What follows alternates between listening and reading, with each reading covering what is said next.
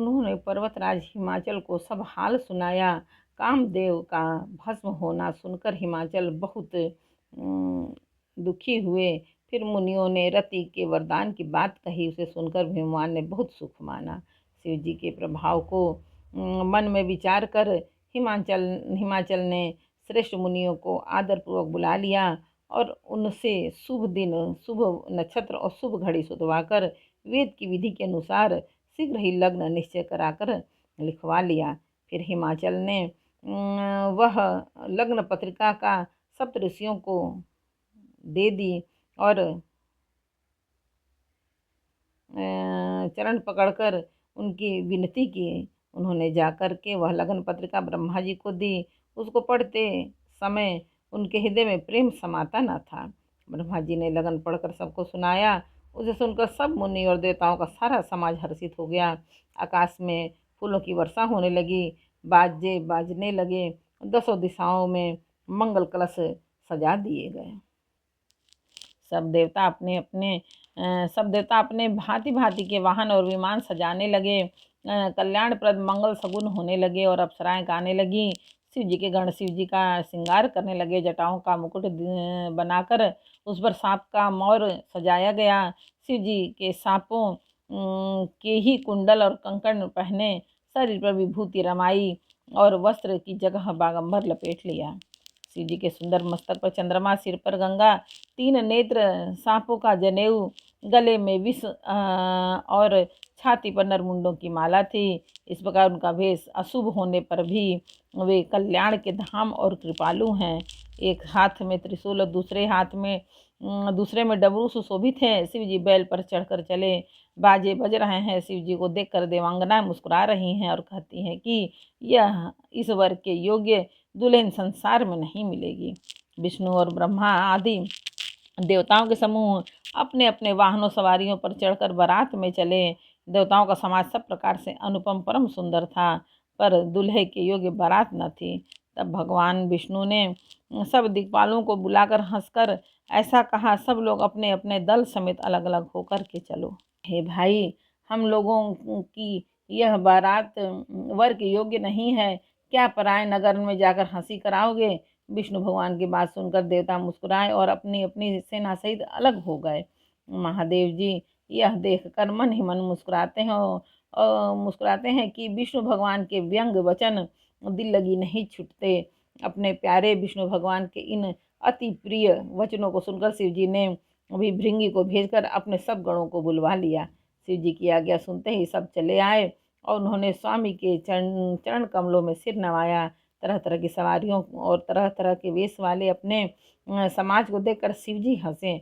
कोई बिना मुख का है, किसी के बहुत से मुख हैं, कोई बिना हाथ पैर का है तो किसी के कई हाथ पैर हैं, किसी के बहुत सी आँखें हैं तो किसी के एक भी आँख नहीं है। कोई बहुत मोटा ताजा है तो कोई बहुत ही दुबला पतला है, कोई बहुत दुबला पतला, कोई बहुत मोटा, कोई पवित्र और कोई अपवित्र वेश धारण किए हुए है।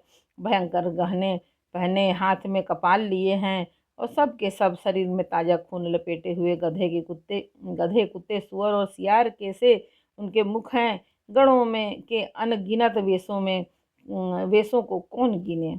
बहुत प्रकार के प्रेत, पिशाच और दुनिया की जमाते हैं, उनका वर्णन करते नहीं बनता। भूत प्रेत नाचते और गाते हैं और सब बड़े मौजी हैं।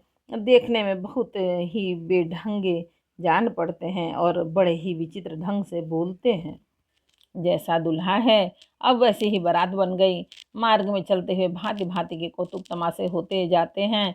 इधर हिमाचल ने ऐसा पवित्र मंडप बनाया जिसका वर्णन नहीं हो सकता।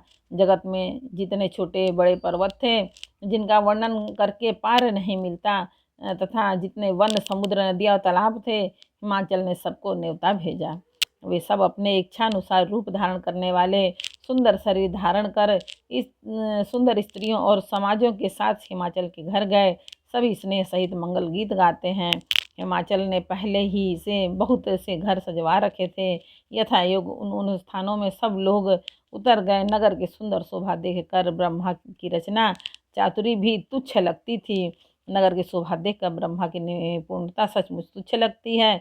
वन, बाग, कुएं, तालाब, नदियाँ सभी सुंदर हैं, उनका वर्णन कौन कर सकता है। घर घर बहुत से मंगल सूचक तोरण और ध्वजा पताकाएं सुशोभित हो रही हैं। वहाँ के सुंदर और चतुर स्त्री पुरुषों की छवि देखकर मुनियों के भी मन मोहित हो जाते हैं। जिस नगर में स्वयं जगदम्बा ने अवतार लिया, क्या उसका वर्णन हो सकता है। वहाँ ऋषि रिद्धि सिद्धि संपत्ति और सुख नित नए बढ़ते जाते हैं। बारात को नगर के निकट आई सुनकर नगर में चहल पहल मच गई, जिससे उसकी शोभा बढ़ गई। अगवानी करने वाले लोग बनाव श्रृंगार करके तथा नाना प्रकार की सवारियों को सजाकर आदर सहित बारात को लेने चले। देवताओं के समाज को देखकर सब मन में प्रसन्न हुए और विष्णु भगवान को देखकर तो बहुत ही सुखी हुए। किंतु जब शिव जी के दल को देखने लगे, तब वे उनके सब वाहन सवारियों और सवारियों के हाथी, घोड़े, रथ के बैल आदि डर कर भाग चले। कुछ बड़ी उम्र के समझदार लोग धीरज धरकर वहाँ डटे रहे। लड़के तो सब अपने प्राण लेकर के भागे। घर पहुँचने पर जब माता पिता पूछते हैं, तब वे भय से कांपते हुए शरीर से ऐसा वचन कहते हैं, क्या कहें, कोई बात कही नहीं जाती। यह बारात है या यमराज की सेना। दूल्हा पागल है और बैल पर सवार है। सांप, कपाल और राख ही उसके गहने हैं। दूल्हे के शरीर पर राख लगी है, सांप और कपाल के गहने हैं। वह नंगा जटाधारी भयंकर है। उसके साथ भयानक मुख वाले भूत प्रेत पिशाच योगिनियाँ और राक्षस हैं। जो बारात को देखकर जीता बचेगा, सब सचमुच उसके बड़े ही पुण्य हैं और वही पार्वती का विवाह देखेगा। लड़कों ने घर घर यही बात कही। महेश्वर शिव जी का समाज समझकर सब लड़कों के माता पिता मुस्कुराते हैं। उन्होंने बहुत तरह से लड़कों को समझाया कि निडर हो जाओ, डर की कोई बात नहीं है। एक बार बोलो रामायण मैया की जय। बालकांड का 5वां समर्पण।